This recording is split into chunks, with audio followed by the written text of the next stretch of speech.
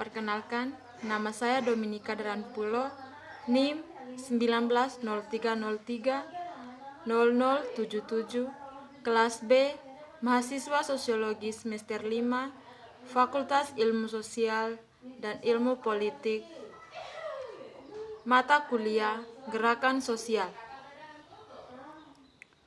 Saya akan menjelaskan kembali mengenai materi tentang memikirkan kembali gerakan kebebasan orang kulit hitam. Gerakan sosial politik Amerika dari abad ke-20 yang pertama lanjutkan proses berkembang para pendahulu dan asal-usul hak sipil dan gerakan kekuatan hitam. Ketidakadilan pernah diberikan itu dituntut dan diperjuangkan harus terus-menerus karena kebebasan tidak pernah menjadi fakta final, tetapi proses yang terus berkembang ke yang lebih tinggi dan lebih tinggi tingkat hubungan manusia, sosial, ekonomi, politik, serta agama. Menurut Philip Randolph, gerakan hak sipil dan kekuatan hitam menempati tempat yang unik baru-baru ini di sejarah Amerika Serikat. Mereka telah menjadi latar belakang untuk percakapan berkelanjutan tentang ras dan demokrasi yang berupaya mengontekstualisasikan perjuangan bangsa yang berkelanjutan untuk mendamaikan unsur-unsur ketidaksetaraan rasial dengan penampilannya.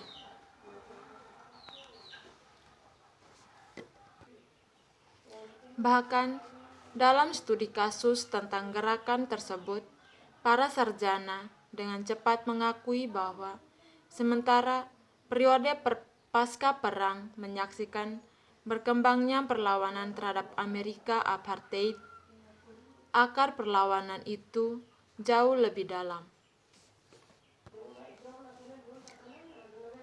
Ini bukan untuk menunjukkan bahwa telah ada satu gerakan terus-menerus, melainkan untuk menyoroti konstitusionalitas dan kesamaan di sekitar isu-isu tersebut dan ide-ide yang mendefinisikan kebebasan awal berujung dengan isu-isu dan ide-ide berbeda yang aktivis hak sipil dan kekuatan hitam kemudian mengorganisir dan memobilisasi.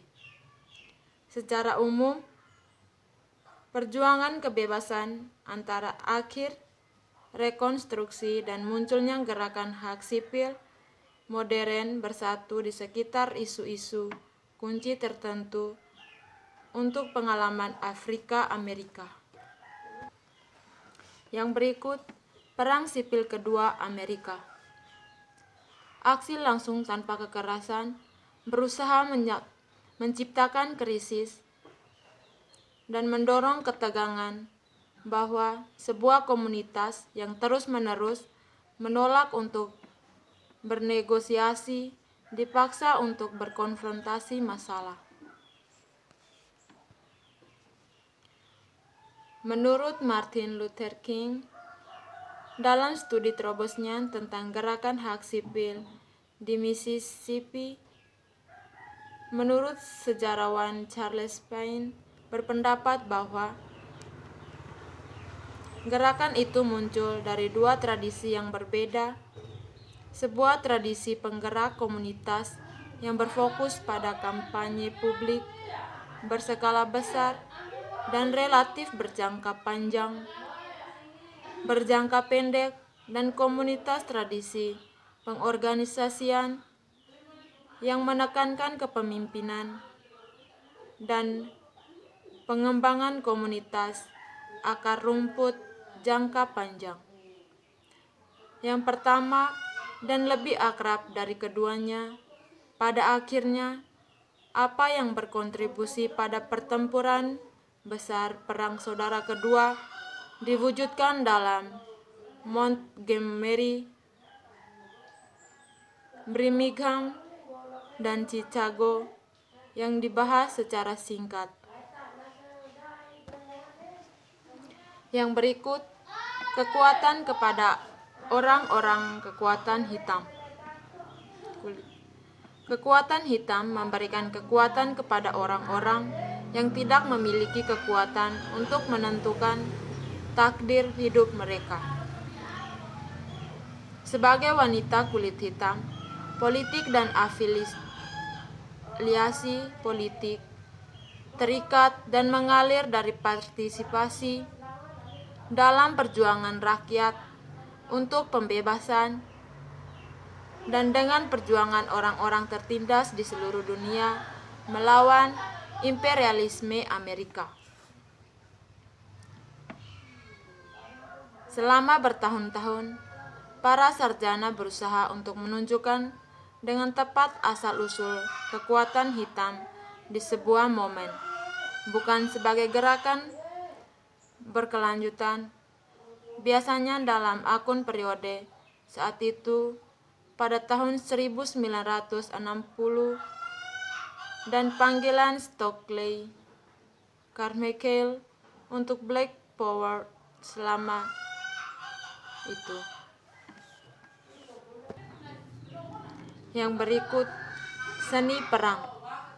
Produksi budaya dari tahun 1950-an dan 1960-an, era hitam perjuangan kemerdekaan. Menurut Nina Simone, jadi semua seni adalah propaganda dan harus selalu ada, terlepas dari ratapan kaum Puritan. Menurut W.E.B. Du Bois, begitu perubahan sosial dimulai, itu tidak dapat dibalik. Tidak bisa mendidik orang yang telah belajar membaca, tidak bisa mempermalukan orang yang merasa bangga, tidak dapat menindas orang-orang yang tidak takut lagi, serta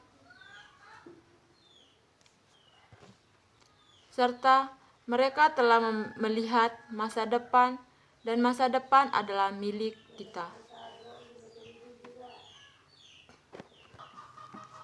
Menurut Cesar Chavez, sidik jari perjuangan kebebasan hitam tahun 1950-an dan 1960-an terlihat jelas di balik perubahan politik yang mereka lakukan maupun pembuatan budaya yang mereka hasilkan.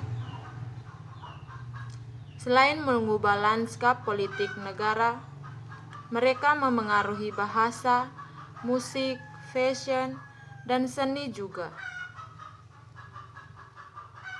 Selama 2 dekade terakhir, banyak sarjana dari berbagai disiplin ilmu serta peserta gerakan berusaha untuk menangkap tidak hanya esensi dari gerakan, tetapi budaya yang memberinya makna. Yang berikut, kebebasan yang lebih besar. Kekuatan, kelemahan, warisan hak sipil, dan gerakan kekuatan hitam. Menurut Ella Baker, seperti semua gerakan sosial besar, perjuangan kebebasan hitam tahun 1950-an dan 1960-an meninggalkan warisan yang tak terhapuskan. Dalam menghapus hambatan hukum untuk kesetaraan, gerakan hak sipil menghapuskan hambatan signifikan terhadap inklusivitas, hukum gagak, dan perbuatan hak yang di samping kebiasaan telah menurunkan orang kulit hitam untuk penghinaan atau terpisah tapi setara, segresi perumahan paksa, status non-kewarganegaraan, dan subordinasi ekonomi dan politik.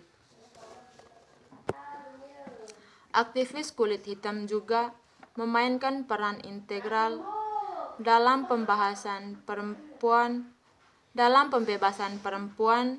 penggerak. Dalam prosesnya, mereka memperumit dan memperdalam wacana kesetaraan gender dengan secara konsisten mendorong agenda untuk mengatasi masalah sosial yang lebih luas. Perjuangan kebebasan hitam juga memicu gerakan lain dengan lokasi yang sama kelompok, termasuk orang Asia dan Latin.